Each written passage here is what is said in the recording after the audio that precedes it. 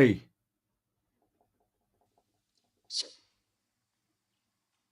Στυλιανέ, Έλα ρε, ναι που γίνεται. τώρα ξεκινούμε το τώρα μου. Δεν ξέρω όμως αν φαίνομαστε τώρα, οπότε να πεις καμιά μπελάρα. Λοιπόν, 3, 2, 1, πάμε ρε Μιχάλε μου, φεύγει τώρα το πράγμα και ξεκινούμε. Λοιπόν, Μιχάλης, μ' ακούμε αγάπη μου. Ακούεσαι ρε φίλ. Λοιπόν, από Έλληνες και από Ελληνίδες, καλησπέρα σας. Κουβέντα να γίνεται ξανά κοντά σας. Έτσι όπως μας εκαταντήσα φέτος, μόνο κουβέντα να γίνεται η κουβέντα ρε παιδιά. Λοιπόν, καλησπέρα, χιονιά, ψύχρα, παγωμάρα στον καιρό, στη Λευκοσία και παντού σε όλον τον κόσμο το ΑΠΟΕΛ δυστυχώς. Ακόμα μια ήττα, που μια καλύτερη ομάδα. Θα τη συζητήσουμε για κανένα τεταρτάκι, 20 λεπτάκι, Μίχαλε μου, ας συμφωνείς και εσύ. Συμφωνώ. Και μπορεί να κοντέψει η ώρα, έχουμε σας έτσι μια πολλά ωραία συνέντευξη με έναν άνθρωπο που είναι μες στον μπαζάρι των ποδοσφαιριστών, στις μεταγραφές ποδοσφαιριστών, μια παγιά δόξαν το ΑΠΟΕΛ, top 3 παίχτης για μένα ever, top 2 κατά ακρίβεια, μετά τον Νούνο. Θα τα συζητήσουμε και εκείνα, αλλά πρώτα πρέπει να μιλήσουμε λίγο για το match και να πάμε πάνω της. Ωραία, λοιπόν, οπότε πάμε να ξεκινήσουμε, Μίχαλε μου. Ξεκίνα εσύ την φορά την ανάλυση σου για να έρθω να προσθέσω εγώ ρε. Καλησπέρα στον Εντάξει. κόσμο μας. Να πούμε και για FONBET και πράγματα ρε Στυλιανέ. Ναι ρε. Εντάξει, θα να το αφήσω κοντά στο 10 λεπτό, αλλά εννοείται ότι ευχαριστούμε τους χορηγούς μας, το χορηγό μας για τη στήριξη. Μεγάλη βοήθεια στις προσπάθειες μας. Έδωσε μας και την άνεση την οικονομική για να μπορούμε και εμείς να αφιερώνουμε παραπάνω χρόνο σε τούτον που αγαπούμε να κάνουμε και να ανανόμαστε μαζί σας. Απολαμβάνουμε το παιχνίδι, παίζουμε με ασφάλεια. Δεξιά κάτω θα δείτε ένα QR code με το οποίο μπορείτε να σκανάρετε και να γραφτείτε με 30 ευρώ μπόνους. Λοιπόν, και μοιράζουμε και στα members groups μας διάφορα bonus, οπότε μπορείτε να γραφτείτε μέσω Patreon και να γίνετε μέλος του Viper group μας, στο οποίο συζητούμε καθημερινά. Εντάξει, τώρα τελευταία είναι πολύ μιζερκά, αλλά είναι και πολύ το γέγιο. Προσπαθούμε και εμείς να τακλάρουμε τα προβλήματα της ομάδας με οποιοδήποτε δυνατόν τρόπο. Λοιπόν, ωραία, Μίχαλε, αφού διάσμω το βήμα, να μιλήσω εγώ πρώτα. Ξεκίνα. Έναν παιχνίδι που είχαμε πάρα πολλές απουσίες. Υπό τα δεδομένα και υπό τις περιστάσεις δεν ήταν ασχήμη η εμφάνιση της ομάδας. Προσπάθησε το, έπαιξε την Πάφον ίσως, έπαιξε την Πάφον καλά ρε παιδί μου, ας πούμε. Εν ήταν που ρωθήκαμε και ως περιμένουμε 90 λεπτά, προσπαθήσαμε να βγούμε και μπροστά μερικές φορές. Δεν μπορώ να πω κάτι σήμερα για την αντιμετώπιση που τον προπονητή μας. Θεωρώ όμως ότι τούτα είναι παιχνίδι πλέον και μετά από το τελευταίο παιχνίδι πρωταθλήματος, είναι λίγο χαμένη περίπτωση η υπόθεση. Θέλουμε να δούμε και λίγο τα δικά μας τα παιδιά μέσα. Λοιπόν, προσπαθήσαμε να παίξουμε σήμερα, να βγάλουμε κάποιες αντεπιθέσεις. Το κέντρο Γαλανόπουλος Τεχέρα λειτουργήσε αναλόγως καλά. Ευχάριστη έκπληξη η αριστερή μας η πλευρά που ήταν αμυντικά πάρα πολλά καλή έως το τελευταίο δεκάλεπτο που κουραστήκαν. Ο Τσεμπάκ, κατάθεση ψυχής, ίσως να έχει μερίδιο ευθύνη στο δεύτερο τέρμα, αλλά μιλούμε στα 35 του. Πόσο είναι τώρα ο Τσεμπάκ, 35 του, 36 του άνθρωπος. Διάγεται η ψυχή του ρε παιδί μου, σαν να και αναγιώσαμε το, σαν να και εσύ που τα 5 του παίζει στο ΑΠΟΕΛ. Τεράστια υπόθεση, που για μένα και ο Κάνο έδειξε ότι ναι, μπορεί να σταθεί το παιδί ως ένα σημείο, τώρα θα μπορούσε να στέκει σε ομάδα που διεκδίκα. Ένα άλλο Παπαευαγγέλιο, θέλει 10-15 μάτσες να κρίνουμε τούτο. Πιο απειλητικός μας παίχτης ο Μαϊόλη. Πίτσι στα ριχά, δυστυχώς. Έχασαν και μια μεγάλη ευκαιρία να προηγηθούμε την ώρα. Να προηγηθούμε νομίζω. Να δούμε το δοκάρι, να προηγηθώ στο 20-20 και όπου ήταν. Φίλε, γενικότερα ήταν η τραγική εμφάνιση που ήταν με την ΑΕΚ. Δεν ήταν η υπερμέτρια εμφάνιση που ήταν με τον Απόλλωνα. Αλλά δεν μπορείς να πεις ότι ήταν και καμιά... Σε τούντα με παιχνίδια λεπτομέρειες παίζουν τη διαφορά. Υπήρχε διαφορά ποιότητας, ό,τι και να πεις ρε Μίχαλε, υπήρχε, ναι. Φαίνεται. Στυλιανέ, το παιχνίδι βασικά κρίθηκε πάση ατομικές ενέργειες σήμερα. Ναι. Δηλαδή, έχω την εντύπωση ότι από ΑΠΟΕΛ, ρε φίλε, 180 λεπτά να έπαιζε σήμερα είναι να δυσκολευτεί να βάλει γκολ. Ναι ρε. Δεν έχουμε ποιότητα, ρε φίλε, επιθετικά. Όχι επιθετικά κατά ανάγκη των επιθετικών, μέσω επιθετικά δεν έχουμε ποιότητα. Και με τον τραυματισμό του Δόνι πέσαμε πάρα πολλά. Ναι. Και το αμπάνια, Μίχαλε μου, Και το αμπάνια. Εφάμε, αλλά φαίνεται ότι έχουμε και σοβαρό πρόβλημα αμυντικά, ρε φίλε, στην ομάδα. Εφάμε 2 γκολ, αντί στο πρώτο γκολ. Ήταν ένα παιχνίδι περίπου ισοδύναμο. Έτσι πως να πω ότι η ΠΑΦΟΣ ήταν καλύτερη από εμάς. Έκαναν κάποιους ωραίους συνδυασμούς και τέλος πάντων ευρέθηκε μόνο στο Ζάιρο, μα ακόμα ήταν 3 παίκτες κατά ακρίβεια μες στην περιοχή μας αμαρκάριστηκε οι 3.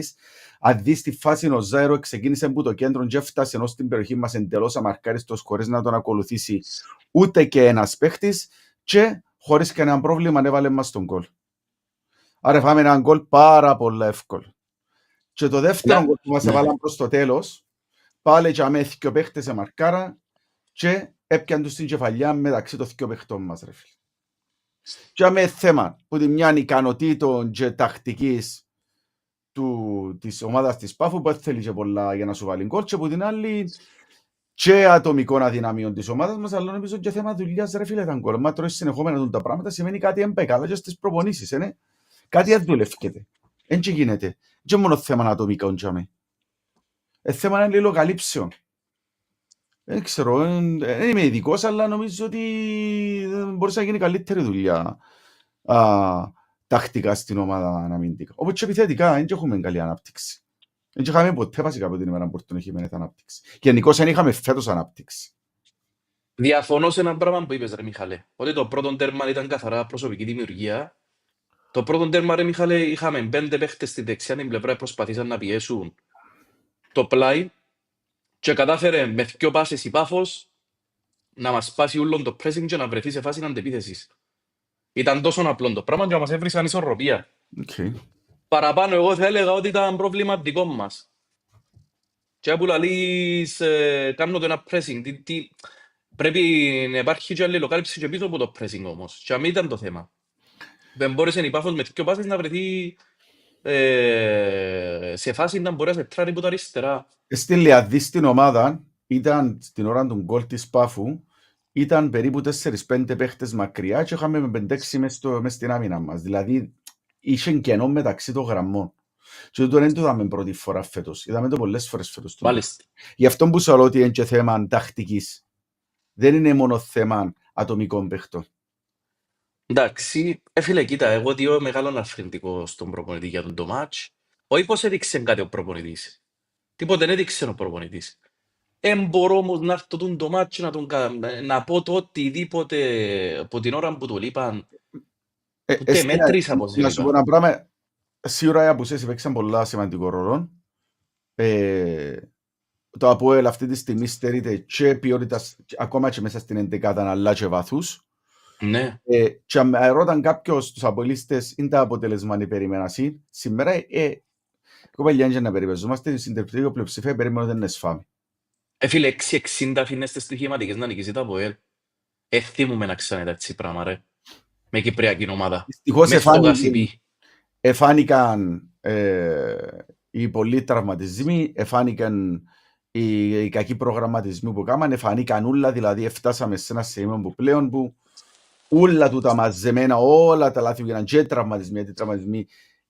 Να σου πω, έχω και μια θεωρία και εγώ σήμερα σε μια εκπομπή να τον αλλιούν το πράγμα, ότι οι τραυματισμοί είναι και θέμα απλά σύμπτωσης. Αν σε μια ομάδα ρε στείλανε, αλλάσεις 3-4 προπονητές και συνεχώς αλλάσει ο τρόπος με τον οποίο δουλεύουν στις προπονήσεις οι παίχτες, φτιάχνουν συνεχώς που τη ρουτίνα του και αλλάσουν τον τρόπο προπονήσεων, τούτον επιβαρύνει τον ποδοσφαιριστή. Ναι. Τούτη ήταν μια ανάλυση που ακούσα, δεν ξέρω, αλλά για να το λαλούν άνθρωποι οι οποίοι ασχολήθηκαν με ποδοσφαιρά, ποδοσφαιριστές, σημαίνει κάτι ξέρω ρε. Διαφορετικά να δουλεύεις με έναν προπονητή που την αρχή της σεζόν και διαφορετικά να αλλάσεις 3-4 προπονητές και τον τρόπο που δουλεύει. Και διαφορετικά δεν δούλεψε. Να σου θυμίσω ότι το καλοκαίρι λαούσαμε ότι είχε θέμα φυσικής κατάστασης η ομάδα. Φτάσαμε Οκτώβρη και ήταν πεθαμένη η ομάδα, δεν πήγαινε παραπάνω το 60-70. Να προσθέσω δύο πράγματα πας σε ρωτώ. Καταρχήν, είμαστε το τρίτο πιο ηλικιωμένο ρόστερ της Ευρώπης. Παίζει το Ναι. ρόλο, πολλά σημαντικό, μάλιστα. Και ακόμα κάτι, αν εξαιρέσεις τη χρονιά του Σαπίν το πέρσι, είμαστε στο νοσοκομείο τις προηγούμενες χρονιές. Και επί Κάτου και επί Μιλόγεβιτς, νοσοκομείο ρε φίλε, κινητό. Ναι. Τραυματισμούς ρε φίλε, πέφταν όπως τις μούγες οι παίχτες μας. Ναι. Μόνο πέρσι ρε φίλε, με την, από ό,τι φαίνεται, τρομερή προετοιμασία του Σαπίν, το καταφέραμε και επιβιώσαμε τούτα όλα τα προβλήματα. Και δεν είχαμε και στους τραυματισμούς, δηλαδή πέρσι ο μεγαλύτερος τραυματισμός ήταν ο Κρέσπο. Άρα κάτι λαλεί τούτο, ναι. Κάτι λαλεί. Και να το αναλύσουμε και πιο μετά καλύτερα. Ναι. Λοιπόν, φίλε, κοίταξε, σε μια αγωνιστική που ιτηθήκαμε εμείς που την Πάφον, οι υπόλοιποι δύο που είναι από κάτω μας δεν καταφέραν να νικήσουν. Φυσικά η διαφορά μειώθηκε διότι ήταν και οι δύο ισόπαλοι. Πιστεύεις αξίζει να διαβάσουμε τις δηλώσεις του προπονητή, οξά, αν υπάρχει λόγος? Όχι, έχω ειδική σημείωση για τις δηλώσεις του προπονητή, ρε φίλε. Σκευάζεις μας τον ρε Μιχάλε μου, και έτσι όπως είμαι μπορώ να σκευάσω. Έχω σοβαρή ανάλυση. Θα μιλήσω για τις αναλύσεις του προπονητή, τη συνέντευξη που έδωκε στον τύπο μέσα. Να μιλήσω για τη συνέντευξη που έδωκε μετά στο κανάλι έξω. Γιατί για μέ ελεγχθήκα πιο σημαντικά πράγματα. Σήμερα απόψε τούτο. Ναι. Προς τιμή της δημοσιογράφου ερώτησε τον δύο σημαντικά πράγματα. Ερώτησε τον πρώτον τι εννοούσε. Είπαν ότι μετά το παιχνίδι με τη Τσέλιε ότι ξέρει τον λόγο που δεν πάει καλά η ομάδα, αλλά δεν ήθελε να τον πει. Και είπαν ότι θα το αναφέρει στην επόμενη δημοσιογραφική και δεν το αναφέρε. Και ρώτησε τον, ήταν που εννοούσες, γιατί δεν το ανάφερες. Το λοιπόν, και καταλαβαίνεις για ποιο μιλώ, για συνέντευξη που κάνουν έξω στο γήπεδο μετά, με τους δημοσιογράφους του καναλιού. Okay. Λοιπόν, η απάντηση του Ρες Τηλεανέ δεν με πείσαν καθόλου. Δεν μου είπε. Είπεν ότι βασικά ήταν θέμα ότι εννοούσα για τους τραυματισμούς των παιχτών και ότι οι πολλοί τραυματισμοί μας αφήνουν να στήσουμε την ομάδα όπως θέλουμε, αλλά δεν ήθελα να το πω για να μην μου πούσουν ότι γυρεύκω δικαιολογίες και τα λοιπά. Δηλαδή πήραν το δεξέ, πήραν το αριστερό και τελικά δεν απάντησε τίποτε. Κανένα δεν έπεισε ότι εν τούτο που θέλει να πει. Αφού εξάλλου το πράγμα στους τραυματισμούς το είπαν πολλές φορές. Άρα γιατί να θέλεις να μην το αναφέρει και στο τελευταίο παιχνίδι μετά τη Σέλιε. Άρα εγώ νομίζω ότι άλλα ήθελε να πει και άλλα είπε. Το λοιπόν. Και το δεύτερο που τον ερώτησε, πολλά σημαντικό, ήταν βλέποντας τον Μαϊόλι, λέει του, σήμερα πώς σκέφτηκες, ας πούμε, τη φάση με τον Αλέχο και τι είπε για τον Αλέχο, το οποίο είπε το στη δημοσιογραφική ίσως, ότι βασικά φύγε να νοηθεί ότι λέει ένας παίχτης που έχει 500 παιχνίδια και λαλεί στην πριμέρα αντιβισιόν δεν έρχεται στα ΑΠΟΕΛ χωρίς να παίξει Ευρώπη. Okay. Άρα τι σου λέει, ότι μπορεί να ήταν μια συμφωνία ότι πρέπει για να βάλει το μέσα στα ΑΠΟΕΛ να παίξει Ευρώπη. Εντάξει. Με αποτέλεσμα να σου στερήσει έναν πολλά σημαντικό παίχτη και φυσικά μετά πήγε να το καλύψει πάλι τον προπονητής λέοντας ότι να σας θυμίσω, λέω ότι πριν έρθω εγώ ο Μαϊόλι ήταν τελειωμένος και εγώ έφερα τον και έκανα τον που επιθετικό εξτρέμ και παίζει και μάπα. Εντάξει ρε φίλε, έχει και τα καλά του, δεν είπαμε ότι είναι όλα τραγικά. Είναι αλήθεια ρε φίλε, με κανένα δεν έπιανε τόσο συστηματικά παιχνίδια ο Μαϊόλι και ούτε λαλούμε τώρα ότι πρέπει να στηρίζουμε τα πάντα πας στον Μαϊόλι. Απλά τσίνον ήταν ένα λάθος που και αμέσως εκεί, εντάξει, αν υπήρχε συμφωνία μες στο συμβόλαιο του παίχτη δεν μπορείς να πεις και τίποτε ρε Μιχάλη. Έχει τις ευθύνες του σίγουρα και ο προπονητής. Γιατί να γίνονται έτσι συμφωνίες ρε Στυλιάνε. Δεν μπορεί να σου πω και εγώ ρε φίλε τώρα. Άρα κάτι αντίστοιχο λέω ότι έγινε και με τον Μπα, ναι. Να παίξεις σε κάποια συγκεκριμένα παιχνίδια, ρυθμών παιχνιδιών. Αν ανατρέξεις καμιά 20 επεισόδια πίσω, επιβεβαιώσαν μας το. Και που τσάμε εστερήσαμε τη θέση στον Τράζ. Μάλιστα. Τώρα εστερήσαμε τη θέση στον Μαϊόλι. Άρα μπορείς να καταλάβεις. Δεν μπορώ να καταλάβω. Λοιπόν, πάμε λίγο στον κόσμο, Μίχαλε μου, πριν να ξεκινήσουμε τη συνέντευξη την μεγάλη. Παιδιά, είναι after hours και το σημερινό το επεισόδιο, να αντέξετε. Όσοι αντέξετε. Πίστεψε με να αντέξουν όλοι ρε φίλοι. Ναι ρε, τα καλύτερα είναι Παιδιά, φορήστε τις ζώνες σας, bulletproof. ετοιμαστείτε και πάμε. Κοίταξε, έστειλε όταν να βάλω ποιον πήρα σήμερα ρε φίλοι, από όταν καντήσε μας αλκοολικούς, αλλά όχι, καλά έχω καθαρό και λέω μου έλα πιο τσάι. Και σε κότσι ρε φλεντζάνι ρε, πούν τώρα το Apoel ρε. Φίλε, πάντως είχε ένα ωραίο comment στο μετά που τελειώσαμε το προηγούμενο επεισόδιο και έγραφε έναν παιδί. Τώρα δεν έχω κάτι μπροστά μου για να το βρω. Για να είσαι σοβαρός ο Μιχαήλ, είναι σοβαρά τα πράγματα ρε παιδιά. Ναι. Λοιπόν,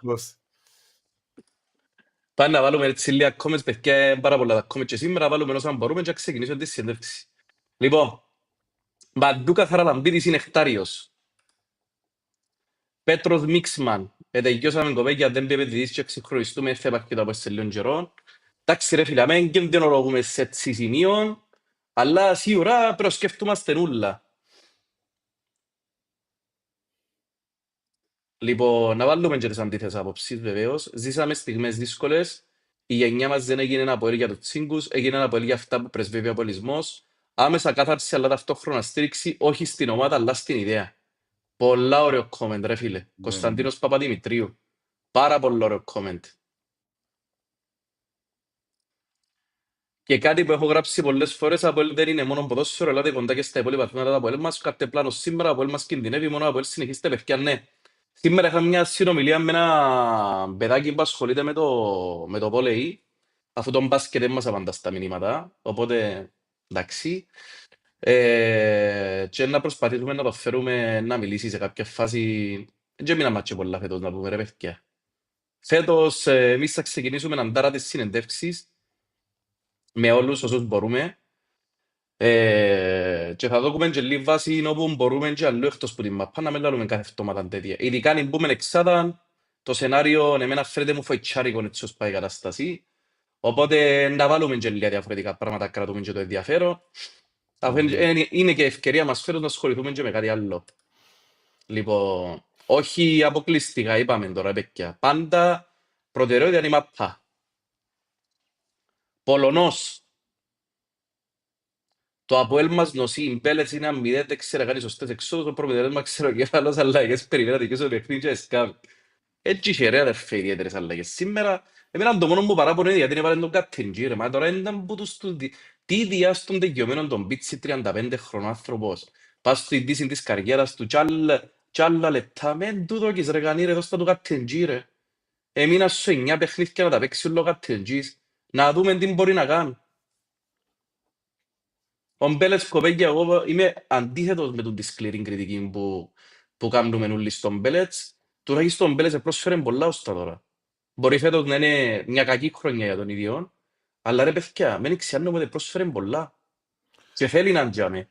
Πάντως μιλώντας για πάγκο ρε στυλανή ήταν και ο Σατσάς και ο Καττήρτζης στον πάγκο σήμερα. Τούτοι θκυο πρέπει να παίξουν, δεν το συζητούμε πιο ρε. Πρέπει να τους δω και σε συνέ, τι σου έμεινε να κυνηγάς. Θεωρώ το ανούσιο πιο να έχουμε ελπίδες για οτιδήποτε εκτός που την πέπτη θέση που είμαστε τώρα. Πάντως αυτή τη στιγμή είστε στους 22 που την ΠΑΦΟ. 22 που την ΠΑΦΟ. Σταμάτησαμε τώρα Μιχάλη μετά από πλή 16. Άλλο λίγο, να σου πω έτσι γελάσεις, άλλο λίγο κινδυνεύουμε πριν πούμε στα πλέον που να είμαστε και μαθηματικά εκτός πρωταθλήματος. 10 παιχνίδια 30 πόντι, είμαστε στους 22 τώρα. Άσε. Να, για μου ρε πέλη. Κάσταση είναι δύσκολη Μιχάλη μου. Μασεντόνιαν Γκρίκ, αρέσκεις μου. Τσεμπάκ 36 χρονών, μάλλον θα θέλει να επιστρέψει στη χώρα του, συγκλονιστικός ξαλέω το. Σούφιτς 35, Μπέλετς 35, Βάλη θέλει να φύγει, Πέτροβιτς 36, Κιντιγιά δεν βλέπετε, Τεχέρα 35. Θέλει να μείνει, Σαφώ θέλει να μείνει. Πολλά κέρυες ερωτήσεις. Ανδρέας 99. Αν μπορείτε να μάθετε σας με τούτα που θεωρείτε να ξέρετε την αρχή του χρόνου ακόμα χειρότερα. Εντάξει ρε φίλε, όχι. Διαφωνώ πάρα πολλά ρε φίλε. Αν μπουν σωστές βάσεις του χρόνου να δούμε πολλά καλύτερη ομάδα που η φετινή. Αν μπουν. Ναι. Λοιπόν, τώρα τον έχει κανέναν καλό κόμμερ, Μιχάλε μου. Apoel Ultras 19 Est. Λοιπόν, εξυγχρονισμός της ομάδας, το πιο σημαντικό κομμάτι της ομάδας μέχρι το πιο σημαντικό. Άμεσα πρέπει να έρθουν επενδυτές, να μένουν 100 από το πρόδρομος. Λοιπόν... Ξυγχρονισμός και οργάνωση, κοπέλια, και ανάθεση ρόλο σε ειδικούς. Λένε, Και θα δείτε ότι το θέμα της ημέρας είναι το πλάνο. Πρέπει να βγει το πλάνο. Λοιπόν, ναι. Για να δούμε αν έχουμε άλλον έτσι καλό να βάλουμε πάνω και ξεκινήσουμε. Φίλε, ο Φοράιζ είναι το πιο γλυκύν κοπελού που γνώρισα, ρε φίλε, πραγματικά. Και στη μάπα που το γνώρισα είναι ούλων αγάπες. Καλησπέρα μάγκες, ευχαριστώ που αφαιρώνετε ώρες να κάνετε podcast για να μας κάνετε παρέα, να είσαι καλά αδερφέ μου.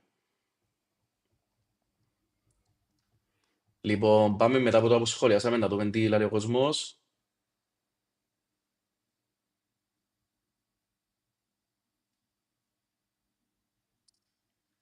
Μανώλης έξω, Χαραλαμπίδης μέσα για σπέξω Β' Group με 5 Κυπρέους και να στήσουμε ομάδα για τη νέα χρονιά με παίκτες που ξέρουν να παίζουν.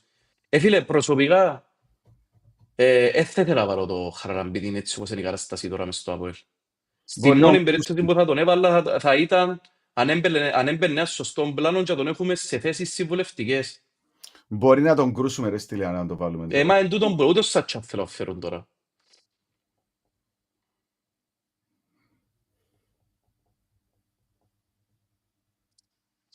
Η γουαλαζίνα. Μεγάλο και Jovanovic είναι εκπρόσωπος τύπου του θρύλου. Φίλε, θα ήσουν ο νούμερο 2 νομίζω μετά από το Χατζηγιασί. Ο νούμερο 2 πιο βυσιτός, το ξέρεις. Καλώς. Λοιπόν, κοπέκια, οκ. Πάμε να ξεκινούμε σιγά σιγά.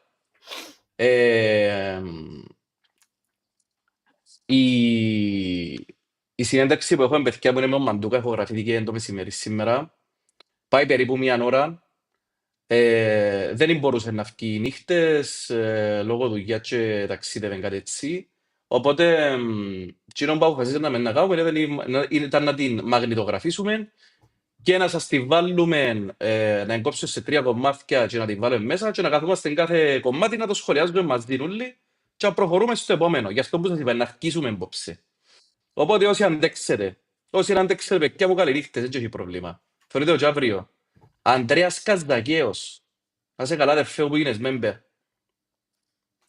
Λοιπόν, Ευγένιος Ζίγκας, πολλά ωραίο τούτο. Θέλουμε διοίκηση με όραμα και όχι μόνο show, θέλω παίχτες που παίζουν με πάθος, μόνον και έναν προπαιδί που αυκάλει αζίνες στο μάτι του. Λοιπόν, πάμε να δούμε ρε παιδιά το πρώτο 15 λεπτό. Το πρώτο 15 λεπτό αφορά την καριέρα του στο ΑΠΟΕΛ σαν ποδοσφαιριστής. Να ακούσετε να θυμηθείτε ωραία πράγματα από το παρελθόν και μετά από στο δεύτερο part να δούμε εκείνα όλα που μας ενδιαφέρουν τη στιγμή. Λοιπόν, ώστε με ένα δεύτερο λεπτάκι να κάνω share.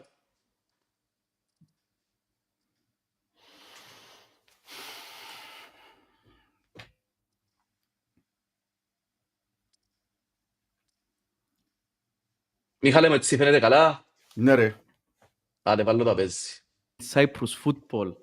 The times Apoel was beating huge. Πάμε από την αρχή. So, hello Mihalovic, hello Gustavo. How are you both guys? Hello, all good. It's a pleasure to be here with you. Gustavo, having we are yes, fans, man. It's an honor. Trust me. Good. Gustavo, My having honor. you with us today brings up memories. Memories of the best times in our lives. The times Apoel was dominant in Cyprus football. The times Apoel was beating huge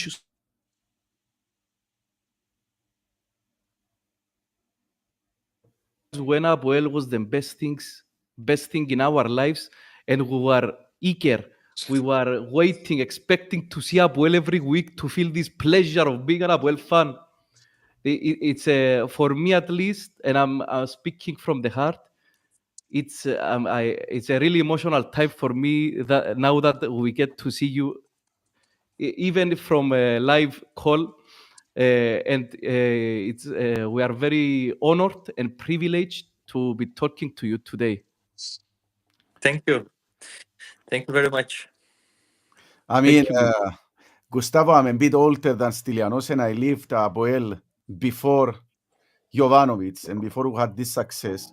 And to me, it's even greater that period that, you know, suddenly we became like, we are behind Omonia, we are behind Anorthosis, and suddenly, you know, we became not just a dominant team in Cyprus, but I mean, come on, man, we kick the ass of Porto, of Zenit, of I don't know. It's like the things that you Lyon. never forget. It's unbelievable memories, and I guess for you guys as well as players.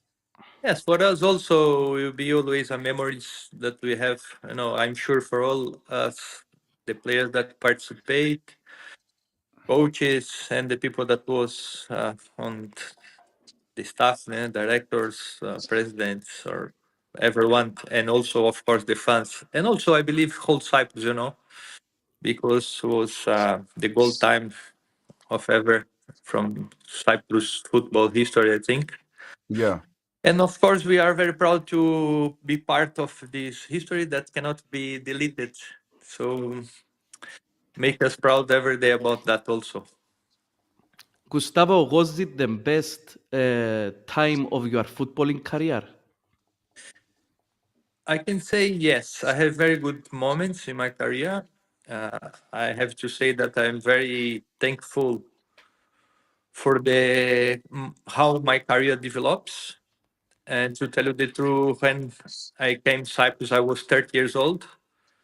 And I came with ambition to do something else, to continue to achieve something else. But I didn't expect to achieve what we achieve. Of course, soon when I arrived in the island, in Apoel, in that group, we felt that we have a special group. And when I speak about special group, I don't speak only about players, you know, I speak about everything. And we have the blessed to make it in the field, what we feel, and we bring on to the field all the results that we bring. So I can say that in all these terms, that is for sure the best period, let's say, in my football life. So it's May, at the end of May of 2010. You are finishing your career at AEK Athens. Mm-hmm. Did you expect that your best performances would be after you hit the 30 years old mark? Listen, I think 30 years, it's a very good age of a football player, in my point of view. Okay, from 30 to 33, let's say, it's very particular if you are a good professional. If you are a player that is focused, take care of your life, your body, you know, that was my case. And I perform well in many different countries. You know, I performed very well when I was in Maritimo, where bring me to Benfica. You know, that's top level team. I perform well in Benfica. I perform very well also in AEK Athens. I have very good years there. And my success in Apoel was not by myself only, you know, because I go into an environment that a team with a coach, president, staff, fans, that we have very strong connection, all of us, and we managed to perform as we perform.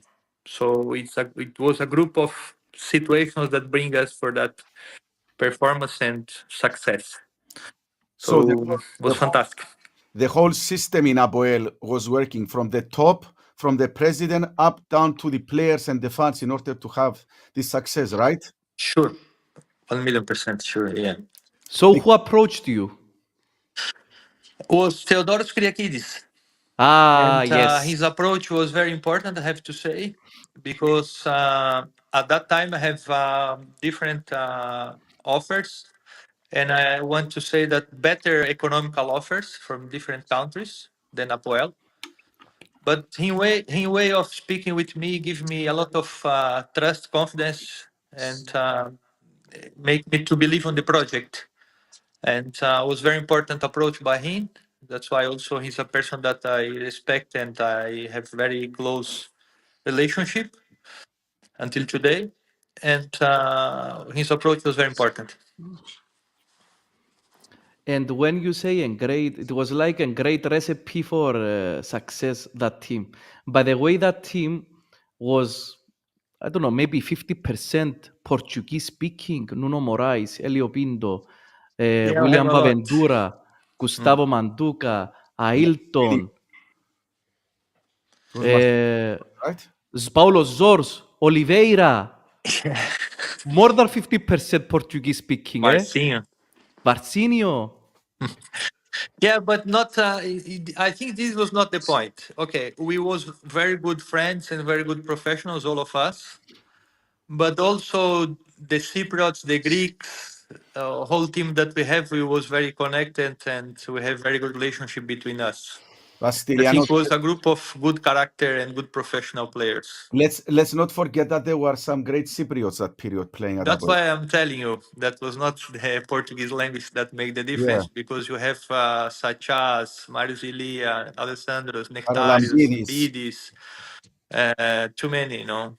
That was very important. Players also. Respectful players and good players. So, Gustavo, you didn't tell us anything about the maestro, Ivan. What I have to say about this? Do you want me to introduce you himself? You know, he's still doing it, eh? He's still doing it, this guy. With Greece. You've seen Greece, right? Of course. I was with him in Greece a few months ago. Oh. And also in Cyprus. All the time that I go Cyprus or Greece, we are together many times. So we keep a relationship. That's He's a great. fantastic person and fantastic coach. And the results are there to show that. You are the player for the big occasions. So first game against Zenit in the group, you draw Zenit after 10 minutes. You do the 1-1. So Apoel Porto in the groups, you score the winner. Apoel Lyon, you score the only goal, the 1-0. You were always a player where we needed you, you were scoring. What is that? If it was basketball, they would call you a clutch player. What is this? Is it a fiber? Is it something you have spiritually? What is it? I don't know. I don't know to answer to you. Yes, I feel blessed for that. But I remember Zenit, there is a particular history before that. Okay. Because before the game, we was in the meeting when you saw the video. One of the advice from Ivan for us to don't do is to play from the middle. You know, to try to go in their defense from middle because they have very good counter-attack. And I go from middle and I lost one ball. I tried to make 1-2 with San Juan. I don't know how we lost the ball and we received the goals. And Ivan was shouting me. Bad words. Bad words. Then we have to make something to don't have problem with him after, you know. He was scary, eh? And then against Porto, I was in a bad moment in Cypriot's games in Cyprus. Okay. I was not performing very well at that point, last two games. And in the day of the game, he called in the hotel after lunch. He called me to his room to talk, and he said to me, "Manu, you know that you are not playing good, and you are not deserving to play. The other players are doing good. They deserve." I say, "Yes, coach. I know you are right." I think he didn't expect my answer. I always was very honest in my opinions. You know, I always express why I feel in my heart. I'll tell him, "You are right, coach. You like if you put me in the bench, I will understand." And say, "No way. This is a big game. Then the big game is for a big players. You are a big player, one of my best players, so how can I let you out of this game, you know? And this gives me a lot of power and confidence, you know. That moment I was really emotive with that. We go room, and one of my feelings was like, come on, I cannot disappoint this guy, you know. I have to show, you know, if he believes, I believe also. Let's do it. So, and in the end, happened what happened. So this was fantastic. I think that one of the characteristics of Ivan, he was very fair as a coach, right? Yes, this one very good characteristic of him. He doesn't care about the name, or if you No. don't deserve to play, you're not going to play. If I deserve to get you out of the team, I'm going to get you out of the team. That's it. Yeah, this thing. And also, you know what? One more characteristic of Ivan, he was. I remember every season that were the transfers, you know, in summer and January, is we are waiting until the last day. Oh, what is going to bring us a player? He was always slow. This is something that, unfortunately, in Apoel, you have this mentality and this obsession. Okay, and it's the things is work how it works now. We have too many players, and after players to be paid, and just to bring up players, you know. And he was very honest and very correct on this. Also respectful with the budget, with the situation. And he knew it, the players that he had and the condition of that players, what that players could do, you know. And he preferred to try to extract the best of that players instead just to bring more players. He's me. And I think he's correct.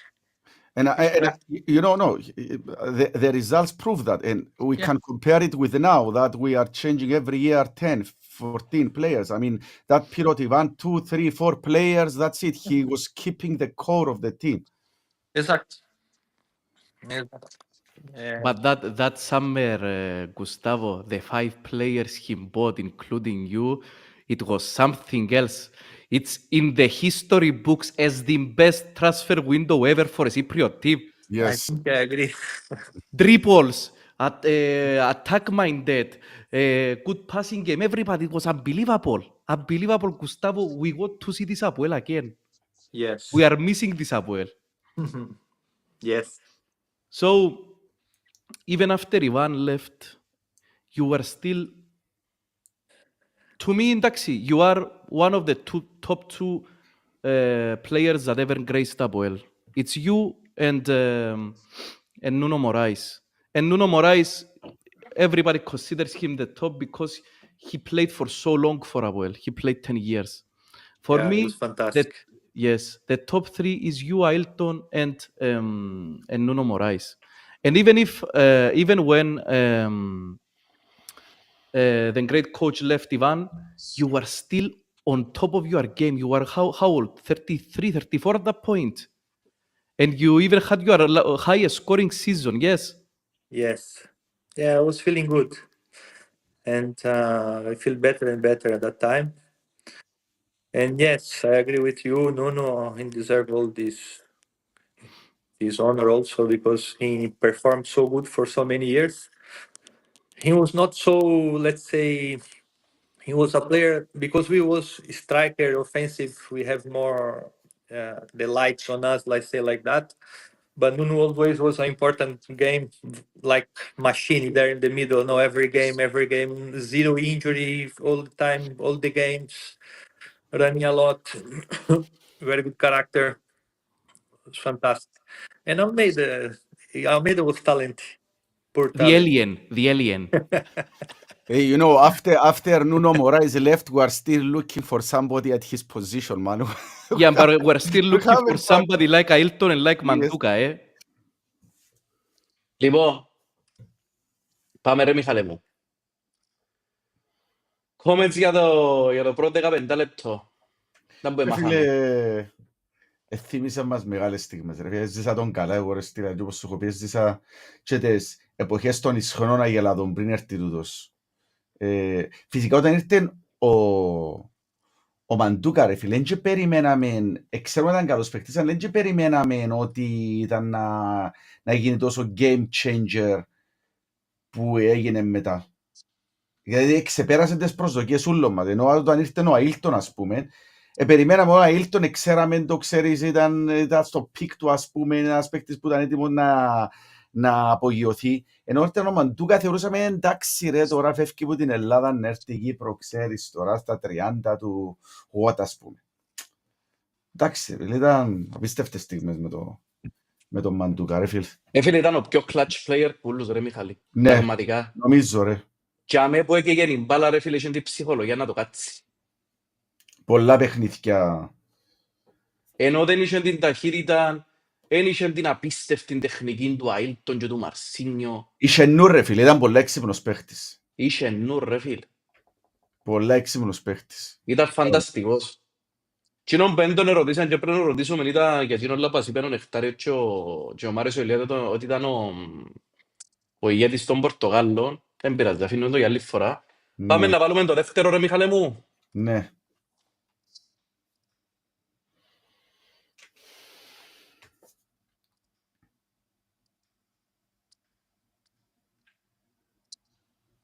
So, Yeah.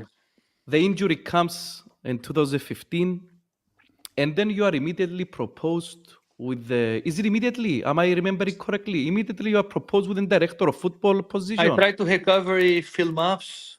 I go Germany, Holland to make treatments to try to come back, but wasn't work. And I should wait the season finish to start again injury. And I was 35, almost no 34 to 35. And when they invited me to become sport director, it was March. So it was a sporting director job. It's not a... What's the difference between sporting director and director of football? Nothing. Okay. Just the name, I think. Just the name. Just the name. So was it something you always wanted to do, or is because you after that you became an agent? Was it something you always wanted? Ela Mikhailovic. Let me interrupt here. Sorry. When they proposed you that position, did they clarify exactly what were going to be your duties? Did you have an agreement what things you are going to do? Where do you have priority? What was exactly your role? Yes, the idea, when you stop, I was football player, experienced football player, let's say like that, and you start a new career.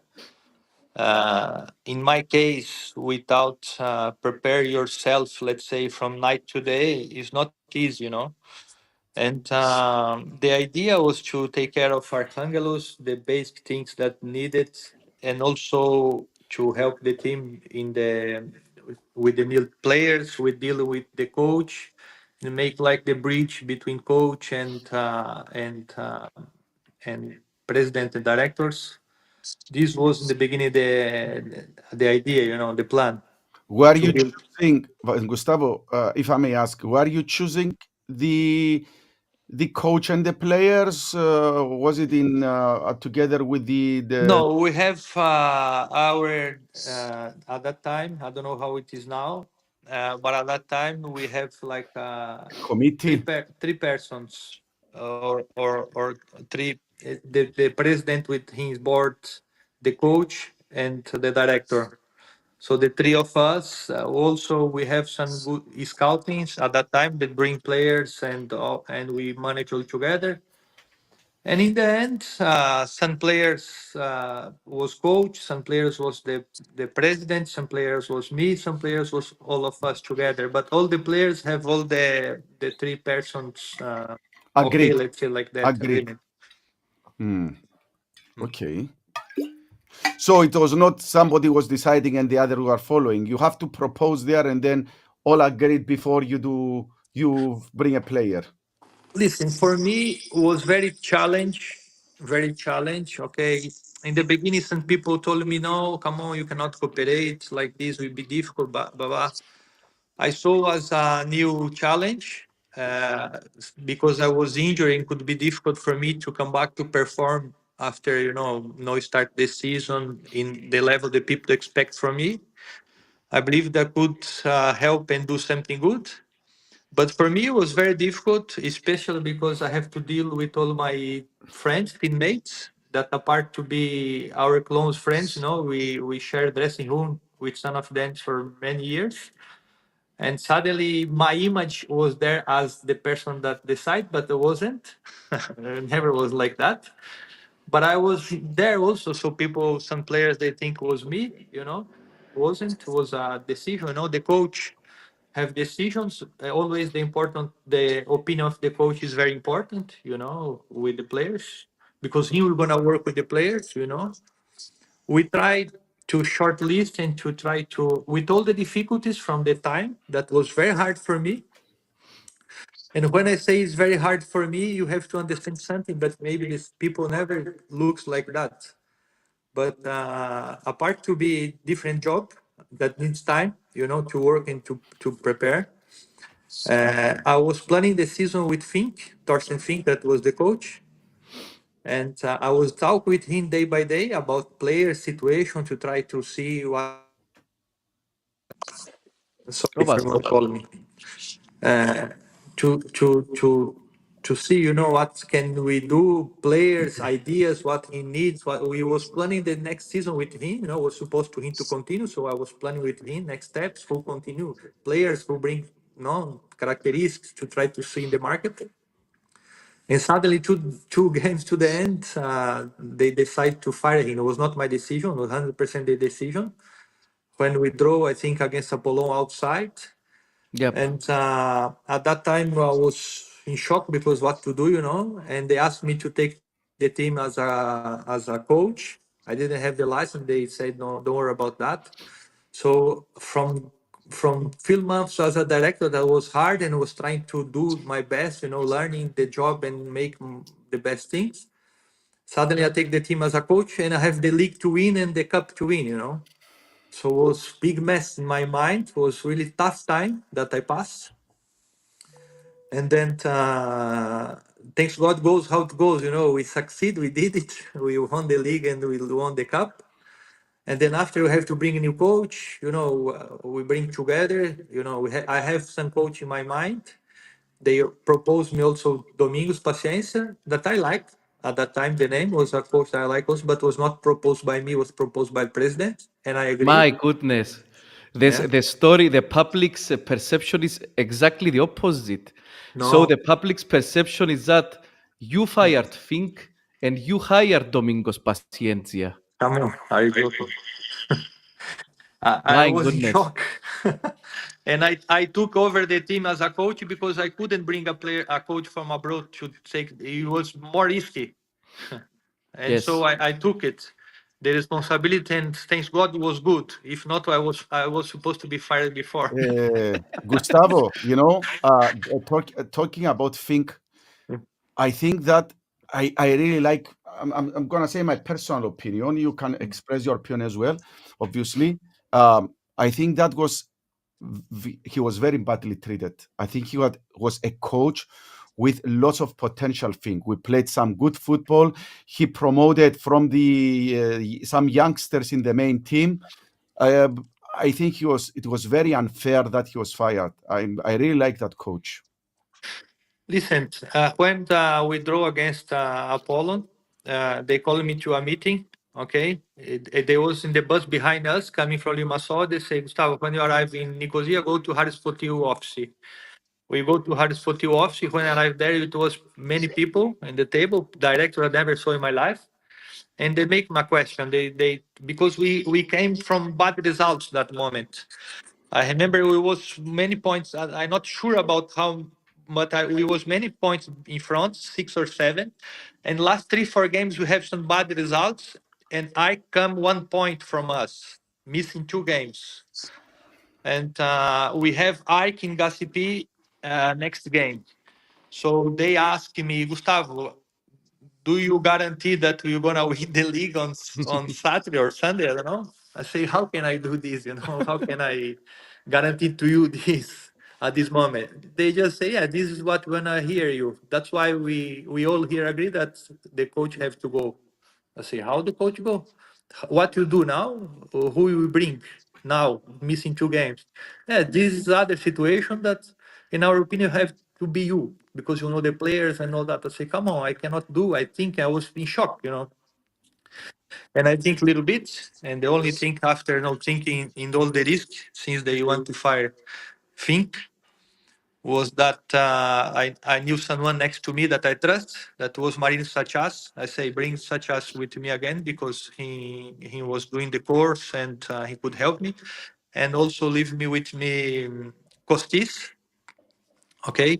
And we three of us, they help me with trainings and preparation, with the psychology and with players. I can do it. You know, how to speak, how to put the right players. I know everyone, so it's not a problem. And they agree, and we did like that, and we succeed. But was not my ideas. So just to clarify, also Domingos Paciencia was not your proposition. You had somebody else in your mind. Yes, I have Jose Gomes, that was a coach. It was in Saudi Arabia, and he was my coach before. I have a relationship with him. I like him very much. He was supposed to meet the problem is to go and to meet him in Dubai.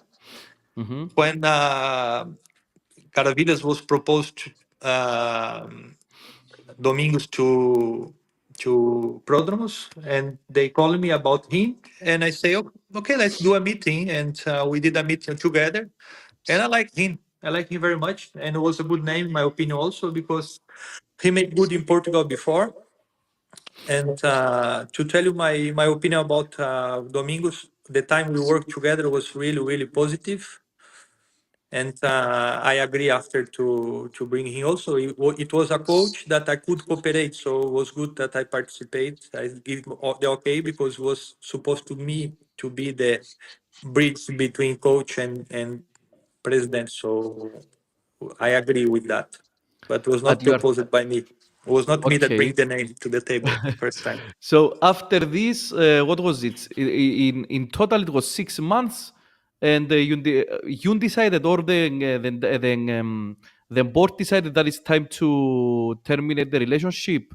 I will tell you what happened. Clear, okay, clear. No histories. Yes.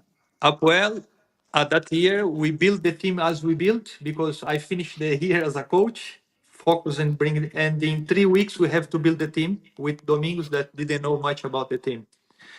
We built the team in 3 weeks because we have to prepare, for pre-season and for the qualification games.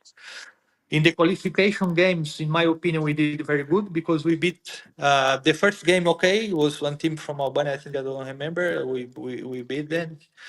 We passed, and then the second one was against Michelin. That was very good team, and we made fantastic game there in their home.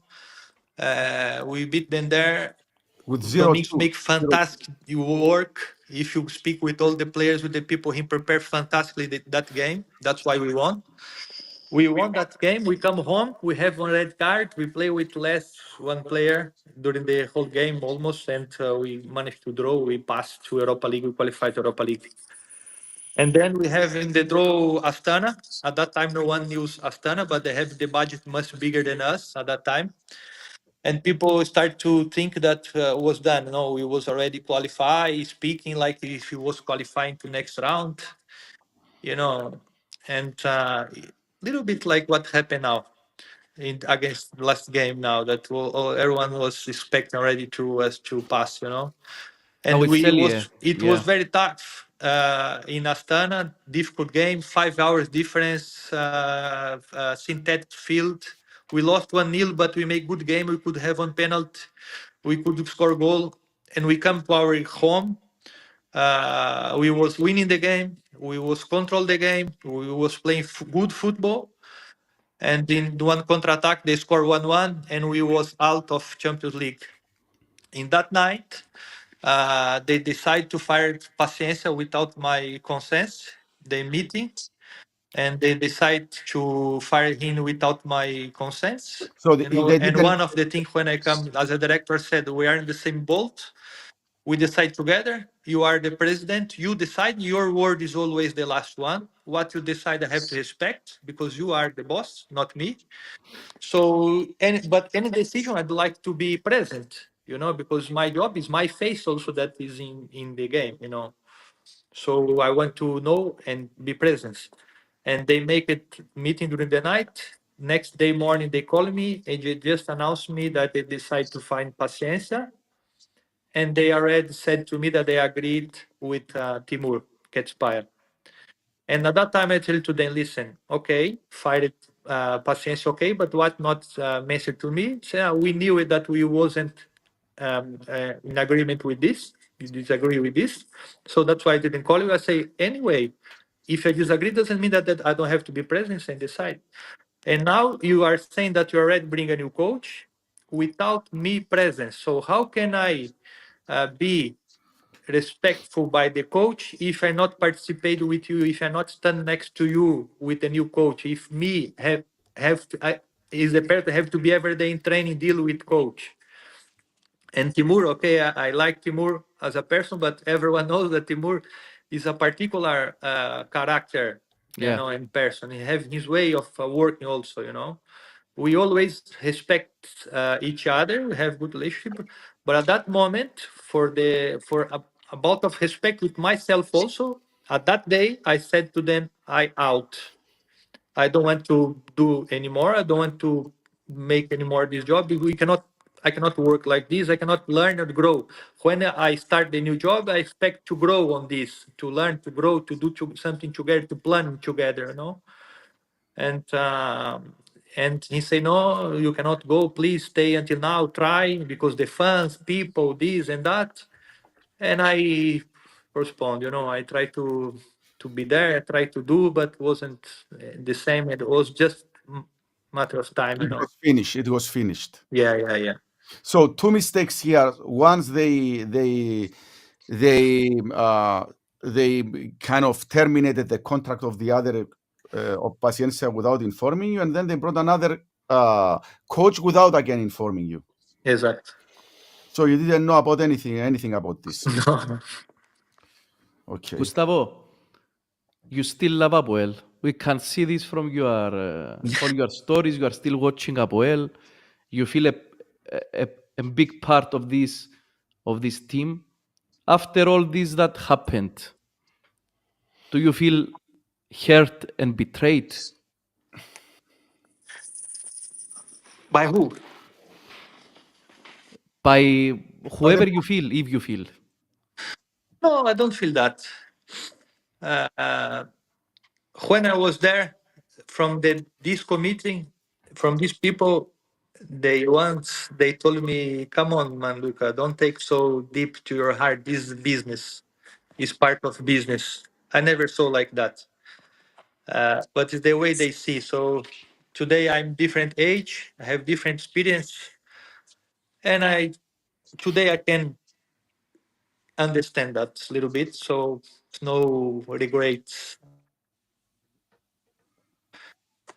And about others, why shall I be, you know, Apoel, as you said, maybe I make some mistakes because I express my opinion very straight about what I feel. Last times I did, I recognized that I did in a wrong moment. In my opinion, wasn't wrong what I said, because I think I right about I what agree with you. I agree with the you, by opinion. the way. But I agreed, you know, after At the timing, maybe that was bad moment. I shouldn't do, and I already say sorry for that. I shouldn't, but I did, because it was my opinion also. And today, and since the day I left Apoel, I never get €1 or nothing from Apoel. Just the respect from people and the love from the team that I create, you know, during the time I was there. And I become, let's say, part of the fans of the team. You know, I see sometimes as a fan, as a player, as a fan, I live this inside me. It's part of our history also. You know, and I sometimes I just express. You know, I know that my opinion is powerful. You know, because people respect me and they see me in different way. And that's it.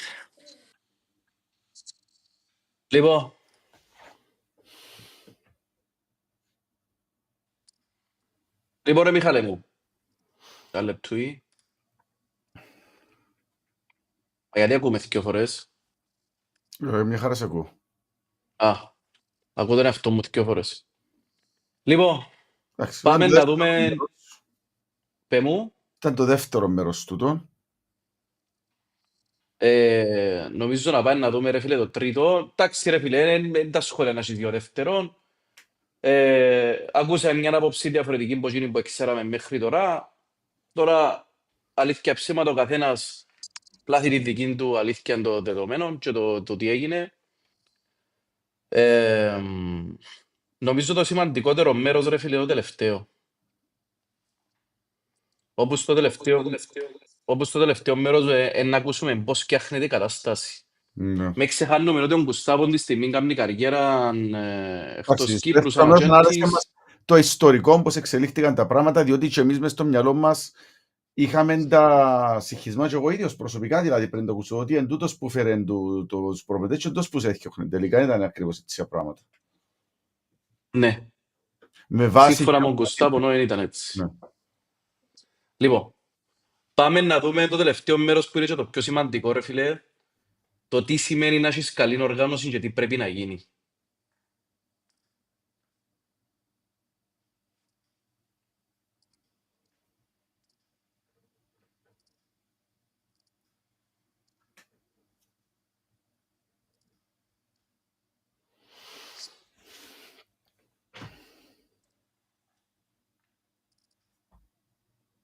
Έλα, ευρεστώ.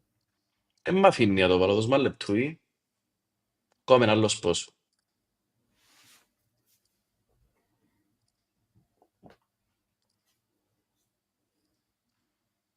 Λοιπόν, τώρα το βάλω πάνω Μιχάλε μου, διότι βάλω άλλο βίντεο, να δω αν τα βρω. Παιδιά, ακούμε διπλώς, να μου πει και ο κόσμος, διότι εγώ νομίζω ακούμε. Φίλε, σε μένα δεν ακούσει πάντως, σε πεις οκ.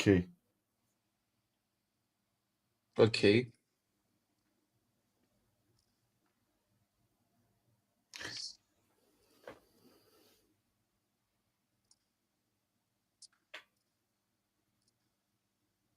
I was telling Michalis since the start of the year that if Yeah. if they're gonna fire Well, just the respect from people and the love from the team that I create, during the time I was there, and I become, let's say, part of the fans of the team.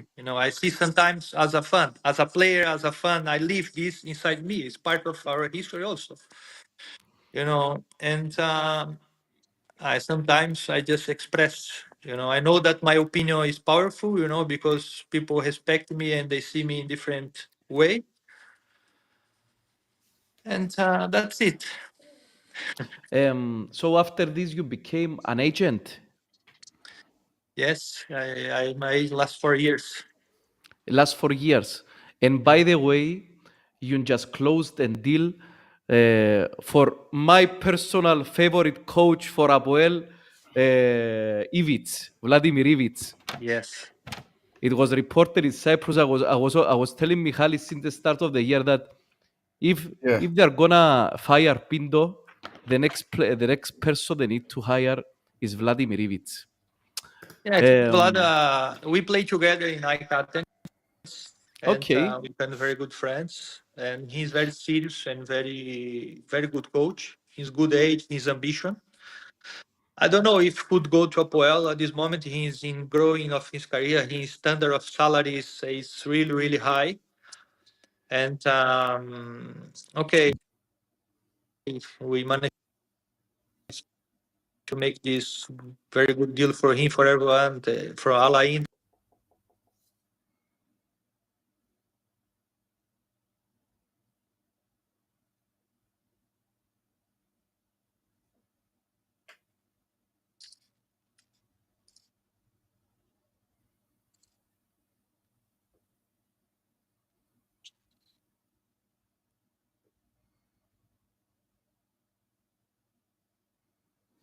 Μιχάλοβιτς, ακούμε. Ναι. That is the biggest team in the Emirates that's going to play the Mundial, and there was winner of Asia Champions League last year. But yes, he could be fantastic coach for That sure. was what I was going to ask you. Do you even feel like you would have been a good coach for Apoel? The right choice. So Gustavo, now you have different experiences. You are going all over the world. You are speaking with every team's recruitment teams or head of recruitment or director or whatever.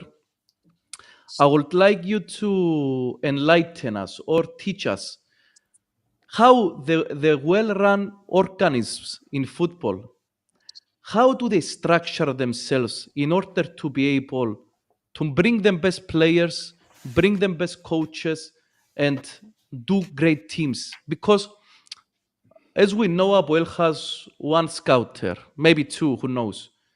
Aris, the information about Aris unofficial is that they have two scouters and they are also hiring outside or outsourcing the scouting departments to different companies. I don't know if it's true. And PAFOS, they have a huge team of scouting. And we see that this year, PAFOS made a team which resembles some kind the old Apoel. It's a great team. Listen, the difference that these teams they are planning, okay, and to planning you need time. One thing that I remember when I was in Apoel director, okay, what I tried to do, the first thing was to create a scouting department. A scouting department, not only to have one or two scouts, create a good scouting department to Which build. means, what does it mean, Gustavo, so that we understand? One office or one place in your training center in this case now where you have the scoutings there and also scoutings around the world where they can move and they can make the database to choose the right players. So to create a network. Is also, and it's because I tell you what happened with Apoel at that time, that happened with Apoel always until now, I believe. When you arrive in that time, there is a lot of players send it. You have to see all the players. You don't know them. You have to watch them, and it's easier to make mistake. When you have the player in your database, you know the player, the characteristics, and you have one coach. You come with your coach. You bring one coach. The first of all is very important to have a coach that you trust and you build. Like this year in Apoel, that they bring one coach in the beginning, after he fire him, they bring a new one, and they bring new players, then the third one that have to deal with the players that the other coach bring is not easy, okay? Because every coach have a different way of. I can tell you, for example, Atalanta. My group is the agents of Gasperini, okay, from Atalanta. Okay, great And coach. Atalanta is simple like that. Gasperini say, I want one right back. My right back have to be over 180. He have to be powerful, have to be good technique, good in defense. And he have to play in my system that is 3-5, 2-1, or whatever. And this player have to be, with the capacity, with the skills to play in this way that I want. And they know this. And then they make the job. The scouting is during the season, they are preparing for next transfer window. Okay. And then in the end, when the moment comes, they bring three names to his office. Three top names. And they say this, and this. What do you prefer? And he say, this one for me is okay. Or he say, no, any one of these three is good for me. And they bring the player. And they try to So bring the player. you And make they a first short. they check all the conditions, if they can make it or not, to don't waste time. If it's inside the budget, it's not that today they have 200 and tomorrow they change for 500 the budget. No, they have the budget to follow. So Gustavo, you are making a short list basically for the coach Yes, according to his demands. exactly. Okay, Gustavo, let me ask you this. I had this opinion about Apoel and expressed it many times. Apoel needs a technical director with connections, with experience, that he is going to be the connective link between the board and the coach. That is going to organize the team. He's going to propose the coach according, of course, to the budget of the team. He's going to think of the system that the team is going to play, and also use that system for the academies. So when young kids going from the academy to the main team, they know they play exactly the same system. So it is like a network connection. Agree. And we didn't have this the last few years. So every time, I don't know who decides what. We change a number of players every season. We change 2, 3, 4 coaches every season, and nobody knows exactly what is going on. Do you agree with me that that was the first thing they should have done for some years now? I agree with you, and this make me angry also, you know, because there's no planning on that. Yeah, what I see in these people that is in charge is that they just try to blame others, to bring others and throw the responsibility to others, but no organize on this, you know. And of course, if you take PAFOS, because you mentioned PAFOS before, you know, and I make Mario Zilia there. Mario Zilia, I make the move from him to PAFOS in this summer. And they always was very professional on that. They have one technical director. They have one chief scout, okay, that was one ex-director that was in Apoel, that is Rodolfo Vaz, that is make fantastic job. With Cristiano Giarretta, that is director, Italian. And both of them, they have the confidence of the president and the people, the investors, okay, that are behind. And they have the autonomy to work together. And one player, one move have to be decided by both of them, approved by both of them, for example. You know, it's not one or other. They agree, they make a research first. They are careful in the market. I know that in this winter market, they was looking for a top central defender because they were supposed to give out Kivinda. And they have the clear budget in their mind, they was look for this player. But doesn't mean that they have to bring that player. If they find the player they was looking for, they bring it. If not, no, you know. And they work on like that. And that's why it is part of the plan. But also PAFOS is 3-4 years they are working like this. So, and now they are taking, you know, what The they results. invest, the result, exactly. So it's not a magical also, no? So the best teams now, Gustavo, they organize and plan. This is your suggestion that everything should be organized, planned on a budget, on a predetermined budget, and also give time to these people to perform their jobs. First of all, choose the right people. You know, once Yeah. you choose, is because you really believe, you know, it's not because people say that's good or you like because he's handsome or doesn't matter, or Italian or Brazilian, doesn't matter, no? First, you choose. You have to search carefully and choose. Once you choose, you have to, you know, to give what they need to succeed. And also, uh, it's difficult, you know, when you have too many changes, special coaches, you know, people, you create not instability, you know, in general. So not good. And So also, if you you know, were, Ela Mikhailovic μου. and also, you know what happens. If you don't have a clear policy and a clear, for example, if you don't keep the right coach for a certain amount of time, and every time you change a coach, every coach has different ideas, different systems. So he asks every time for different players, and then you create a mess, and you never have an identity as a team, right? Sure, sure. Of course, the results are very important, you know. Listen, people say that I hear many times say, come on, it's impossible now to compete with Aris, with PAFOS, with Russians, this, blah, blah, blah, blah, blah, blah, blah, blah. But in the end, I think Apoel, maybe they have biggest budget than all these teams. So it's not about the budget. It's about You know, organization. it's about planning. Yes. You And know, for I example, can tell you another opinion. My opinion now. You know that you didn't ask me about this, but for me, it's not normal. With all the respect for the players that are in Apoel, it's not normal that Apoel have 7-8 players over 33 years old when you are Yes. playing different competitions, high level to compete high level. You can have 2, maybe 3. You know, in players that can give you also leadership experience. You see that they are strongly body and core still, you know. But it's complicated, you know, when you just bring players, they are names, okay, but what they can deliver, you know, how is they focus, the power to deliver at this moment now. Also about planning also. yeah, let me tell you what is also strange. Did you notice that the last few years Apoel did not establish even one Cypriot player in the main team? This is other thing that hurt me, you know. I tell you the truth. You know that I'm not anymore. I was the agent of Giannis, such as.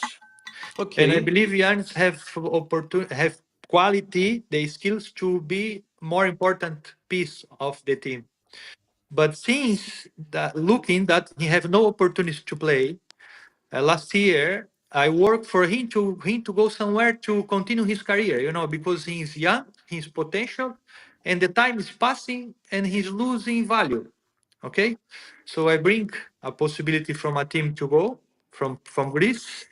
We Yeah, bring the well, offer it's that well was a known good now. It's offer. well known. Huh? It's well known. Everybody knows by now. Yeah, it was Asteras Tripoli. It was in the news. Yes, Yep. and was long with option. Prodromos was the last time I spoke to him. He agreed with me. He shake my hand that he let him go in that conditions, that I bring that conditions, and then he changed the numbers. He asked 1 million for him to go.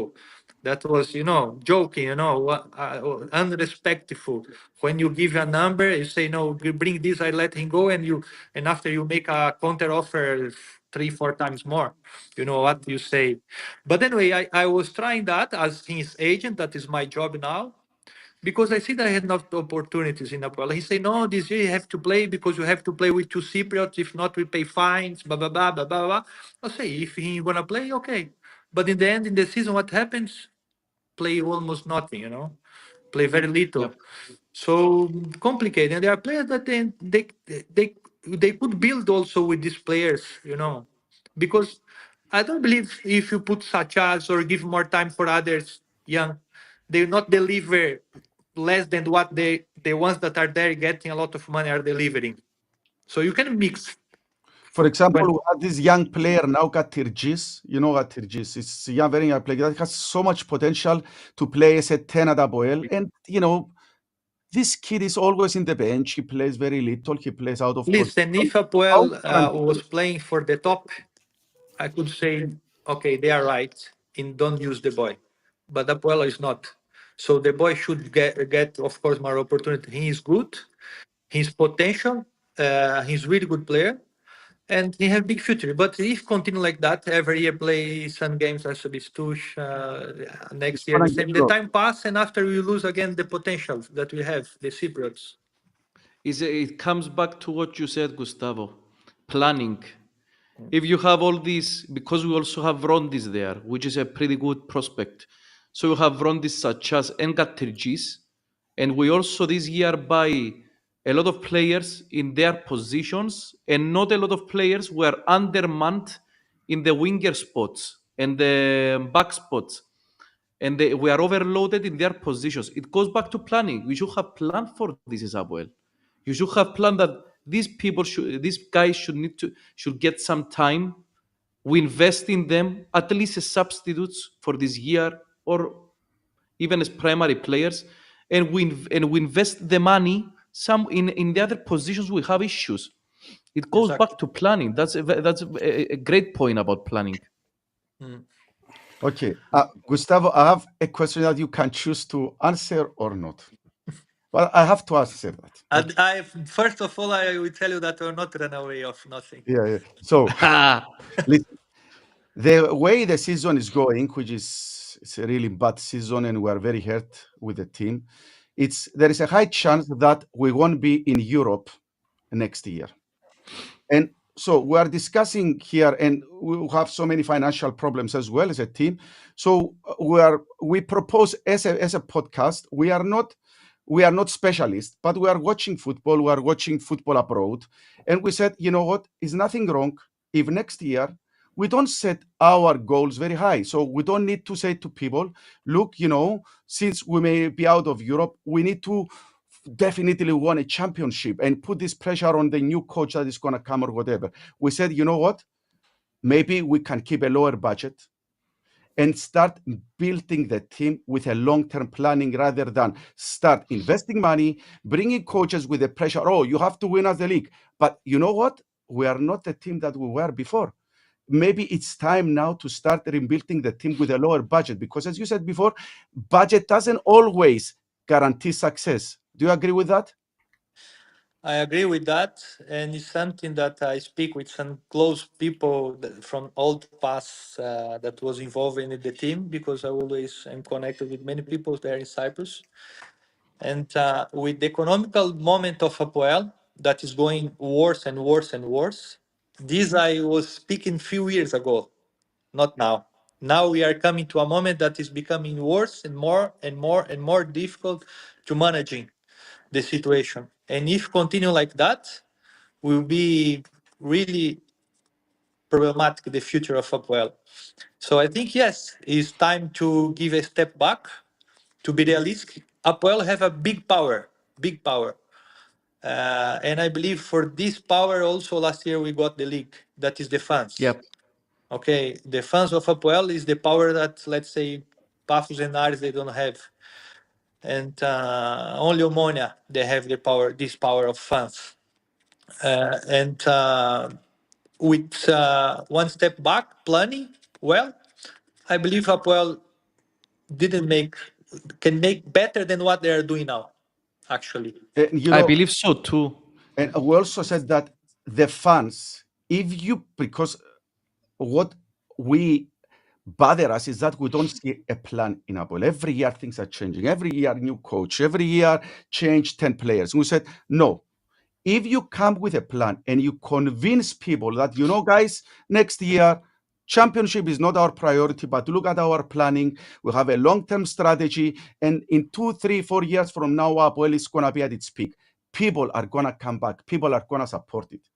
Because people, they got tired of not seeing long-term planning in this team. I hope. I think this is one way. Because I think that Apoel fans understand football. Mm-hmm. They are fans that understand football, but they need to see something. They need to see a strategy that they don't see so far. They need to see organization. Yes. Michali, if you agree, let's go to some members' questions. We have a membership group, Gustavo, which are the only ones who know until now that you are going to be tonight in the show. The show, by the way, it's going to be live tonight after the match of Apoel PAFOS. We're going to show the whole video to them. So the members ask, a lot of we got more than 100 questions. A lot of the questions are answered already, but Vasilis is asking, who was your favorite co-player in Apoel at the times you were playing? I think that's the most difficult question for you, huh? It is. I will tell you why. Because in that team, okay, I would say Ailton, because of all the results we did. But from first day I come to Apoel, our left side, Boaventura, Pinto, I feel like I play with them from years. So since team. first week training, with Pinto, I feel like, he knows where I go. I know where he goes. Boa, he knows the time to come to go. We feel fantastic, cooperate. With Moraes, I have the relationship, friendship, family, familiar. But with all of the player, Carlo Bidis was the Mr. Assistant, so always the last pass, in the perfect with way, Leon. Yeah, it's difficult to. It's really tough. I cannot choose one. So another question from Vasilis is, who was the toughest opponent you ever came across in Cyprus? In Cyprus or in Cyprus? Yeah, not in the European matches. Cyprus. Nobody. I never feel so. What about European matches? I never feel a lot of problems in Cyprus, to tell the truth. Maybe that team from Bambus, from AL, Yeah. In 2012, they was tough general opponent because they play very close. They was all physically Athletic. strong. They was strong team as a team, but not one opponent. As a team, they was tough, that team. Mm-hmm. Another question from Yorgos, it's if there are any changes in the future in the administration of Apoel, because we are always having the discussion, and in the last podcast we discussed it with Mihailovic that the old players of we have some old players, especially from the generation that you were in Apoel, from 2011, like Harlambidis Nechtarios. Harlambidis is a coach, Sacha is a coach. Nechtarios, he's involved in player growth and mental development. It's you. It's also Kavenangie, who is an agent, I think, in Argentina. And we're always discussing that people like you and Nuno Moraes also are people who should have had at least a consulting business in Apoel so that you can help us organize all the teams. Do you agree with this? And also, if anything changed, would you be interested in having such a consulting role in the future? Listen, Lenos, at this moment, I tell you the truth, I'm really happy with my job. Thanks God, it's going very good. But Apoel is something that always touched me hard, you know. And we never know. I never say never for future because you never know what's gonna happen. You know, of course, should be something very different, and with the right people, you know, that we could do something. But Apoel, for myself, always will be always available, you know, in anything they need. I know that these people that are there, they don't need me, and they don't want me. Uh, Unfortunately, it is hurt me also. But we never know. Future with the right people, maybe. Why not?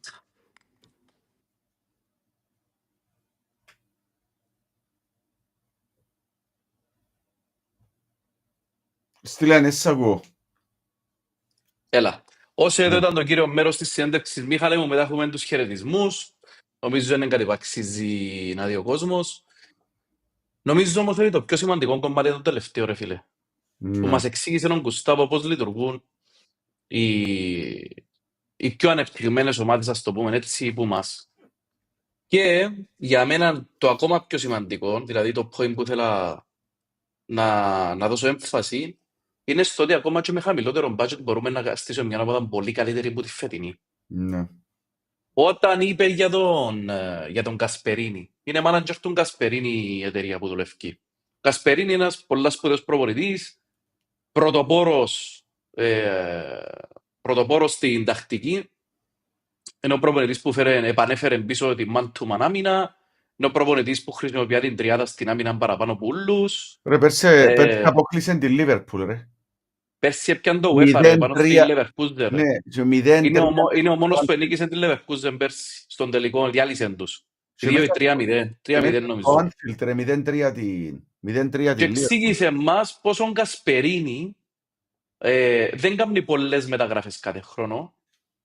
Επίσης, ξεχωρίζει 3 ονόματα από τους που όλα τα... Δηλαδή, να πάει να τους πει, θέλω να δεξί μπακ, λέει ο Γκουστάβο.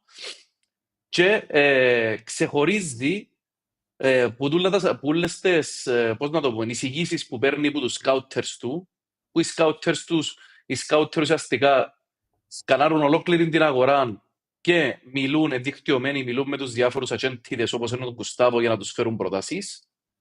Και ξεχωρίζει τους 3 που θέλει και λέει τους πιάστε με έναν από τους 3, πρώτη, δεύτερη, τρίτη επιλογή. Θέλω τον να πάνω από έναν 80, λέγει ο Γκουστάβο, θέλω τον να είναι αθλητικός, θέλω τον να μπορεί διεκδικά και φαγές και ούτω καθεξής. Οπότε, ξεκινώντας τη συζήτηση τον Γκουστάβο, το τελευταίο κομμάτι, είπε ότι όλα ξεκινούν με τον προπονητή και το πλάνο. Δηλαδή, στείνεις έναν πλάνο που θέλω να είμαι σε ένα θετικό σε 3 χρόνια ουσιαστικά, φέρνεις έναν προπονητή που τον πιστεύεις και στείνεις μία ομάδα γύρω του, η οποία ομάδα θα το βοηθά έτσι ώστε να έρχονται οι παίχτες πιο εύκολα. Για να μην αφιερώνει και ο προπονητής χρόνο να γυρεύει οι παίχτες, γιατί είναι, νομίζω είναι εύκολο νόμιμο ότι ένας προπονητής έχει πολλές άλλες δουλειές να κάνει και δεν θα έχει πολύ χρόνο να σκανάρει όλους τους παίχτες που του φέρνουν. Ένα σκανάρει τους 3 που να του δώσουν, τους 5, τους 10 που να του δώσουν για τις θέσεις που ο ίδιος θα πει ότι χρειάζομαι. Π.χ. νομίζω καταλάβουν το όλοι ότι φέτος αν είχαμε έναν προπονητή που την αρχή της χρονιάς ή αν έμενε ο Σαπίντο, ας πούμε, είναι κατανοητό ότι θα ζητούσαν αλλαγές, θα ζητούσαν παίχτες αριστερών μπακ με φυσικά χαρακτηριστικά, διότι ήθελε να φκένουν πάνω, δεξί μπακ με ψηλό μπάλε με φυσικά χαρακτηριστικά. Είναι σίγουρο ότι θα ζητούσε ένα αμυντικό χαπ οργανωτικό, 2 με 3 εξτρέμ σίγουρα, επιθετικούς που να έχουν κάποια χαρακτηριστικά που τερκάζουν. Δεν είναι μόνο ονόματα και μόνο να τούτος εμπαιχταράς να το φέρω. Όχι. Πρέπει να τερκάζουν πάνω στα χαρακτηριστικά που χρειάζεται η ομάδα για να αποδώσει σαν σύνολο. Στυλιανέ, το ΑΠΟΕΛ. Είναι το που συζητούμε εμείς που είμαστε ειδικοί ρε φίλε, αλούμε τόσο καιρό. Το ΑΠΟΕΛ χρειάζεται οργανόγραμμα, χρειάζεται ανάθεση να έρθουν μέσα άνθρωποι τεχνοκράτες, ανάθεση ρόλο σε συγκεκριμένες θέσεις, να έχει ο καθένας το ρόλο του, το λοιπόν, ώστε να μην χρειάζεται έναν άτομο να τα βουραούλα ή να πιάνουν κάποιες αποφάσεις τις οποίες δεν είναι η δουλειά τους. Είπαμε το 1.000.000 φορές, δεν δουλεύουν έτσι πλέον τα σύγχρονα σωματεία. Το λοιπόν, Πρέπει να κάνει μια άλλα... Ναι, έλα, sorry, συνέχιση. λοιπόν, το ΑΠΟΕΛ πρέπει να αλλάξει μοντέλο και τρόπο λειτουργίας. Είναι σε οριακό επίπεδο. Σε πολύ οριακό επίπεδο. Και αν με πρόξες τι έχω πει του Μαντούκα, λέω το ότι εντάξει, δηλαδή που φτάσαμε πλέον και με την πιθανότητα να μην ευκούμε Ευρώπη, το λοιπόν για να καταλάβει και ο κόσμος μπορεί και κάποια παιδιά λένε μπορεί να μην ξέρουν πολλά καλά αγγλικά, οπότε να αξίσουμε 5 πράγματα. Εγώ είπα του Μαντούκα και συμφώνησε, νομίζω κατέχει το πολλά παραπάνω μας έτσι αλλιώς, ότι δεν χρειάζεται πάντα, δηλαδή πες θα βγούμε τον χρόνο Ευρώπη. Δεν χρειάζεται να βάλουμε στόχο που την αρκεί και δαμόκλειο σπάθη πάνω από την κελέν του κάθε προπονητή που να έρθει πρέπει να ορκιάσει πρωτάθλημα. Νομίζω ότι η προτεραιότητα από όλα αυτή τη στιγμή, ναι, θέλεις πάντα τίτλους στο ΑΠΟΕΛ, αλλά προτεραιότητα σου δεν πρέπει να ξεκινάς τη σεζόν αυτή τη στιγμή. Ειδικά την νέα μπορκέται με πρώτος σου στόχο το πρωτάθλημα. Πρώτος σου στόχος του χρόνου δεν είναι ο πρωτάθλημα. Πρώτος σου στόχος του χρόνου είναι η εξηγίαση της ομάδας στα οικονομικά και η οργάνωση του τρόπου λειτουργίας της ομάδας. Το λοιπόν, ώστε να με πιο χαμηλό budget να μπορεί να έχεις πιο καλά αποτελέσματα σε βάθος χρόνου. Πρέπει να αλλάξουν πολλά πράγματα στο ΑΠΟΕΛ. Δηλαδή πρέπει να θυσιάσουμε και ένα-δυο πρωταθλήματα για να στήσουμε την ομάδα, το λοιπόν και να ξεκινήσει σιγά σιγά να μπαίνει σε έναν σωστό τρόπο λειτουργίας, ας γίνει ρε φίλε. Έχει κανέναν που θέλει πρωταθλήματα, εγώ θέλω πρωταθλήματα, εγώ θέλω κύπελλα. Αλλά αυτή τη στιγμή είναι η πρώτη μας έννοια τούτη. Μα αυτή τη στιγμή έτσι όπως πάει ρε φίλε, ό,τι budget και να κάνεις δεν διεκδικάς. Με τον τρόπο λειτουργίας. Εκτός είπαμε, αν έρθει άτομο μέσα, επενδυτής, ο οποίος έχει τα λεφτά για να τσοντάρει και ακόμα και επενδυτής να έρθει μέσα και εκείνη για να μας κάνει το χρόνο χτίσει πρωτάθλημα. Ρε τι λένε, η ομάδα θέλει σοβαρές αλλαγές. Δηλαδή μπορεί να θέλει και ένα-δυο χρόνια για να φτάσει για που θέλω. Απλώς με έναν επενδυτή, ο οποίος είναι οργανωσμένος και έχει εμπειρία μπαστούν τα πράγματα και να φέρει τα κατάλληλα άτομα μέσα, να προχωρήσεις πιο γλύωρα. Κοίταξε ρε Μιχαλή, αν και τυχόν γίνει μια αλλαγή, μακρινό σενάριο το βλέπω, αλλά υποθετικά τώρα λέμε, αν και τυχόν γίνει μια αλλαγή, στο ίδιο στάνταρ θα κρατούμε και οποιοδήποτε μπει, οποιοδήποτε διαδεχθεί την κατάσταση που έχουμε τώρα. Και θα περιμένουμε και από εκείνους να στήσουν κάτι το οποίο να είναι λειτουργικό.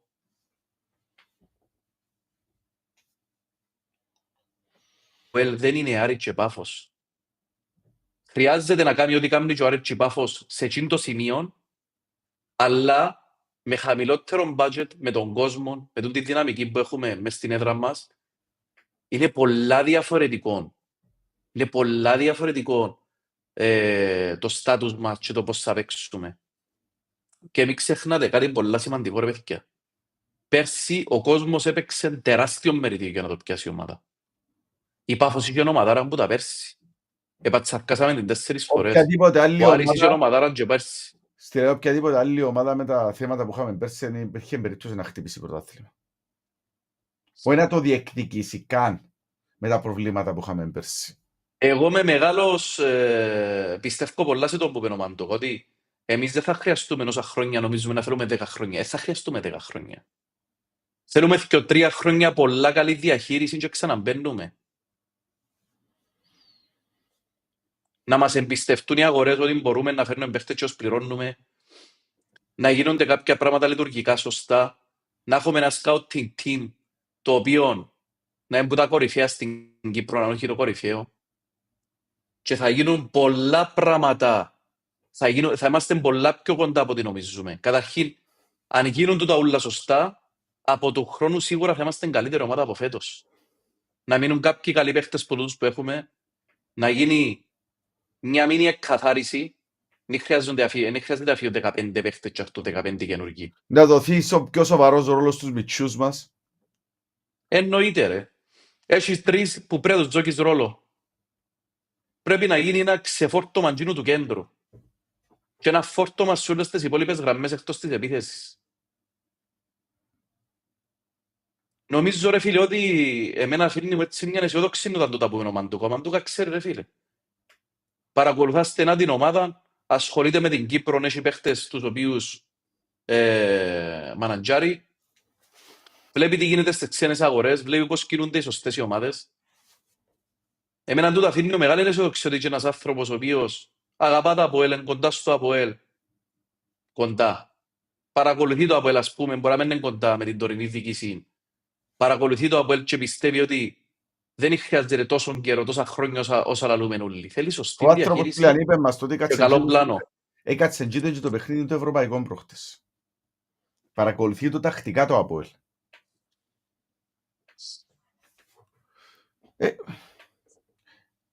Το θέμα είναι, τούν τα πράγματα λέγονται, το θέμα είναι να μεταφερθούν από τη θεωρία στην πράξη. Μα δεν έχουμε άλλη χρονιά να σύρουμε όπως τη φετινή ρε Μιχάλη. Αναμένουμε πράξεις. Τι να σου πω άλλο. Δηλαδή, του χρόνου δεν μπορούμε να πάμε σε budget που έχουμε τώρα χωρίς Ευρώπη και να περιμένουμε ότι να κάνουμε ένα μπάλε όπως έκανε πέρσι που ήταν η τελευταία, αλλά είπαμε είναι η τελευταία μας φορά που κάνουμε έτσι budget και πρέπει να το πιάμε για να έχουμε καλύτερη τυχαία. Γίνεται το πράγμα. Τούτο είναι κουμάρι κανονικό.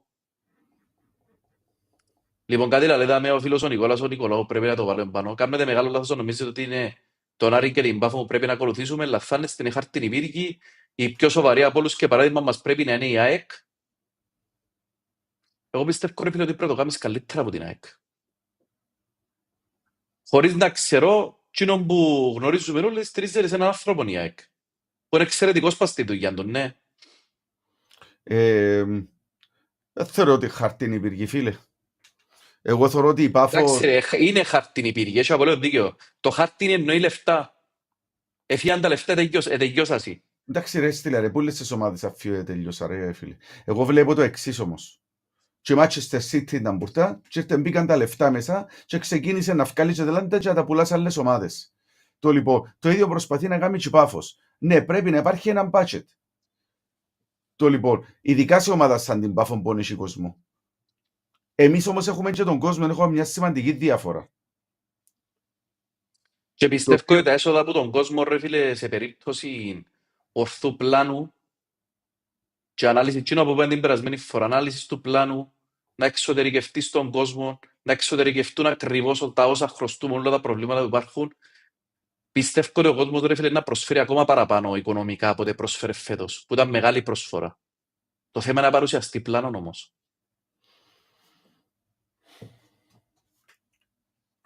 Τα έχουμε πει, τα έχουμε ακούσει και από τον Μαντούκα πρώτο sharing. Η ομάδα είναι σε critical point αυτή τη στιγμή. Χρειάζεται νομίζω με ένα μια καλή κίνηση. σοβαρό restart.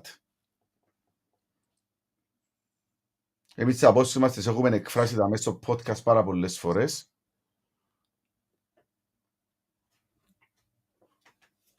Ελπίζουμε να γίνει κάτι. Αναμένουμε. Φίλε, νομίζω εμείς σαν εκπομπή και πρέπει να συγκεντρωθούμε. Να φέρνουμε ανθρώπους να μιλούν οι οποίοι ξέρουν τι γίνεται στο παζάρι και ξέρουν τι γίνεται, τι κάνουν οι ομάδες που το κάνουν σωστά.